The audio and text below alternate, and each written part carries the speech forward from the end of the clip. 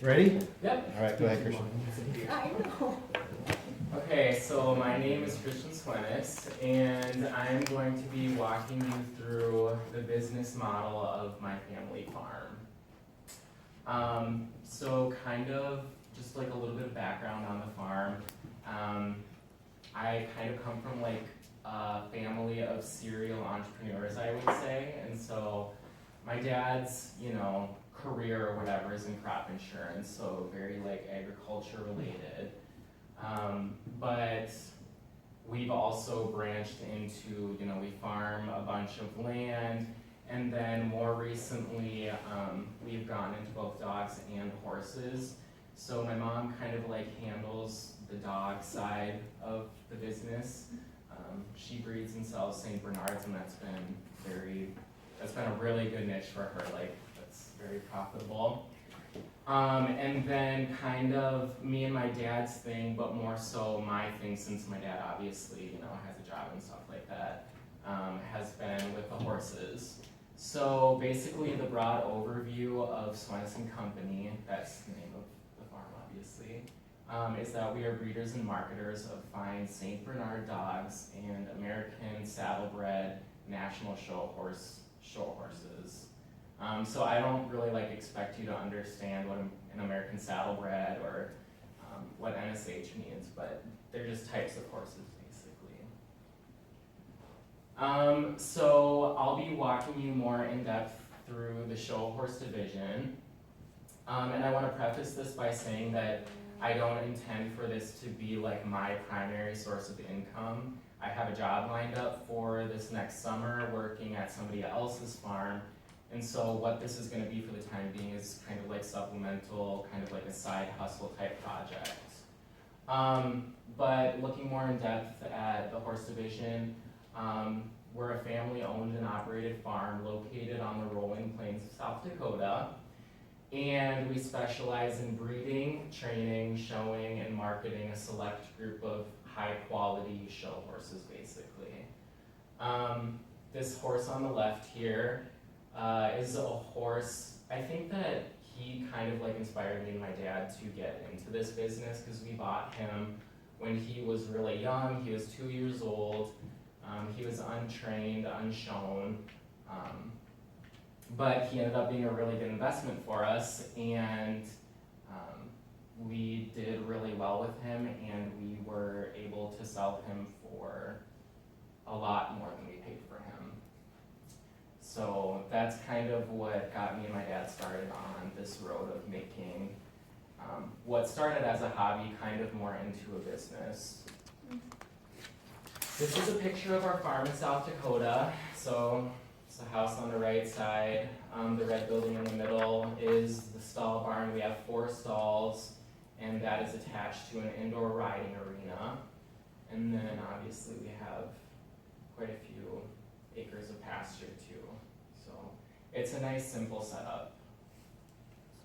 And basically the way that the business works is me and my dad, being in college, it was really hard for me to compete the way that I had as a youth, just because I have a lot of commitments here. And so we sold all of my show horses, all of the horses that I had shown through middle school to high school, and we invested them in female horses, which in point number 1 here, and we invested in exceptional foundational breeding stock. And so that's kind of where the business starts, and then from there you choose a stallion to breed the mare to. We've chosen not to have our own stallion because we like being able to have variety and choosing whatever is popular and proven. So we're very selective about who we breed our mares to. A mare is a female horse, by the way. The next step though is you have to wait about 2 to 4 years for the babies to grow up. So this is kind of like a long-term investment. Basically, since we started this when I left for college, our first colts are going to be ready to be, started to trained and marketed once I will be graduated, basically. That's what I'll be doing this summer. How many colts do you have right now? Right now we have 4, counting this newest one. We try to have anywhere from like 1 to 3 every year. And then the last step is to sell the colts. Normally, you want to sell them between the ages of 3 and 6 years, and you're selling them as prospects. Like, we could take them to a few shows if it warrants it. We could do some printed advertisement and stuff like that, but kind of the route that we want to take is just spending as little as possible while still being able to move them. So I'll just like walk you through some of the profitability. People telling me this, but it goes, the best way to make $1 million in the horse industry is to start with $2 million. So it kind of has like that, you know, stereotype that horses are expensive, you know, there's a lot of upkeep involved, especially showing horses. It's an expensive hobby. But because we, you know, have our farm and we have so much land, and we're able to grow the horses up at a cheaper cost than a lot of people are. So basically for us, this is the breakdown of the fees. Your breeding fees are what it costs to breed your female to a stallion, so that's $3,000. Feed for us, since we can produce most of it ourselves through hay and grain, we only buy like $700 worth of supplemental feed per horse for 3 years. And then training fees, not available because I'm gonna be the one working with them. So, all in all, at the age of 3 years, you have about $5,000 sunk into these horses. And the selling prices can range anywhere from $500 to hundreds of thousands. But I would say for these types of show horses and kind of where the market is at right now, a very average price for just a pretty mediocre average horse is about $7,500. But a high quality individual can go anywhere from $20,000 on up. So that is just an example. This is a horse that I worked with this last summer. I didn't own him. He was owned by the people that I did an internship for, but I was able to help, that's me riding him, train him, and we marketed him, and he sold for well over $20,000. So that was fun to be a part of. These are some of the risks that I identified. A lack of customers regionally, which actually, it's not so much that there's a lack of customers, there's actually like a very like rich horse culture in like the Twin Cities area. It's just that they don't shop here. Basically, there's a big concentration of horses and horse breeding in Kentucky, and so when you're going on a buying trip, that's most likely where you're gonna go. So in the case that we can't get a horse moved, can't find anyone interested, it's having an exit strategy for each animal and like knowing when you're not gonna make money on them and cutting ties. Training barns and equipment, obviously like all the facilities and stuff that you need to train a horse, like it's pretty spendy. But we're mitigating those because obviously we live on a farm, so it's not expensive for us because it's where we live. And as far as like equipment and training expenses, I'll be able to bring horses with me this summer to work. That's part of my compensation.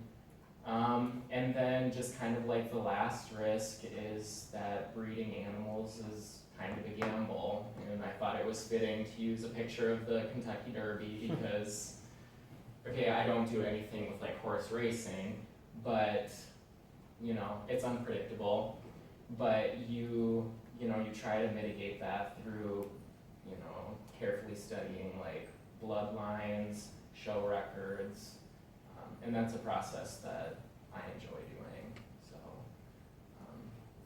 I'm pretty confident in the breeding stock that we have right now and the young horses. Our unique value is that there's a healthy demand for horses regionally, but there are few suppliers, as I mentioned earlier. We're able to efficiently contain our costs, and that's by producing our own feed, hay, and bedding, and I'll be doing the training. And then we also focus on just having a small group of really quality horses versus turning out hundreds of horses and really like flooding a market.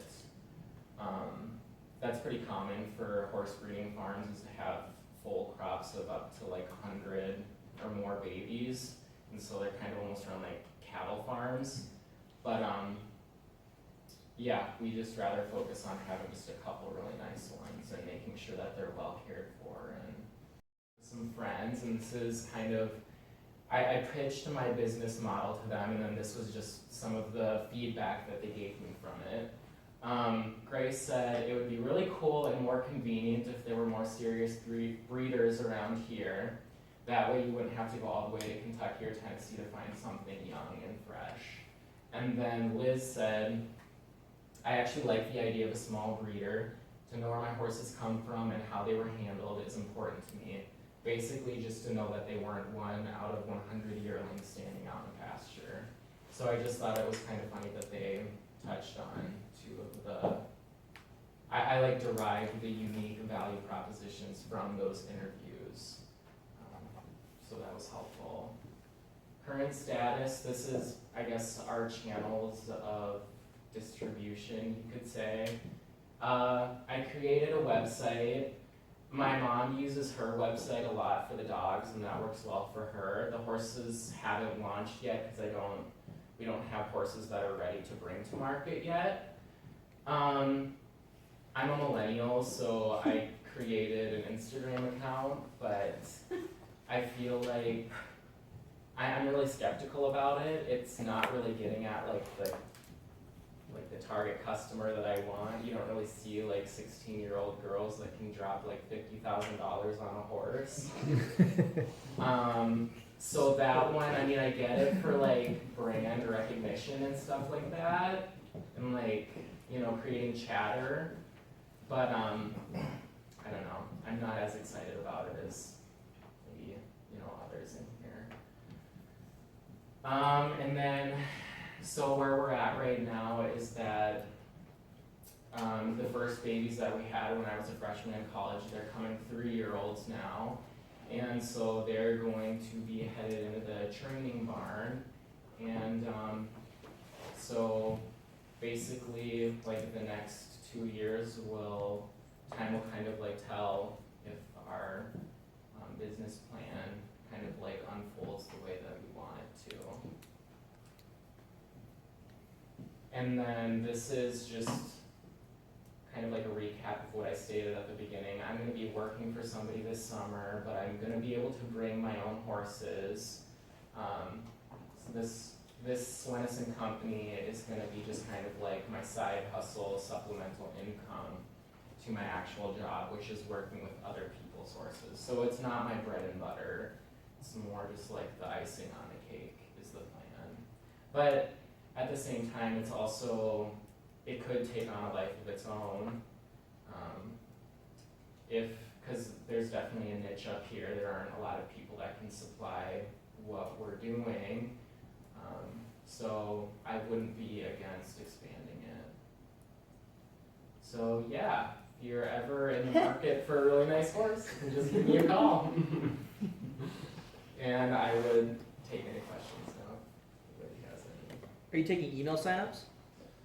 Email signups? Yeah, like on your website. So for example, you said you have a website and the horses aren't ready, right? Yeah, it's not launched. I think my hesitancy with like the social media and the website is that I don't feel, just because like we're only like working with, I like this next year I'll have 2 products for sale. I'll have 2 horses. I don't like see myself needing necessarily to like drive a bunch of people to my website or to like, I don't know, post about it on like on Facebook or anything like that. Instead, I feel like it would be a lot more beneficial to like almost do like a personal selling type thing. Like I have connections And I think that the website is important, but I just don't, I just don't know how to approach it quite yet. I don't know that it would be the most beneficial way to do it. That's fair. Okay, maybe one more comment or question.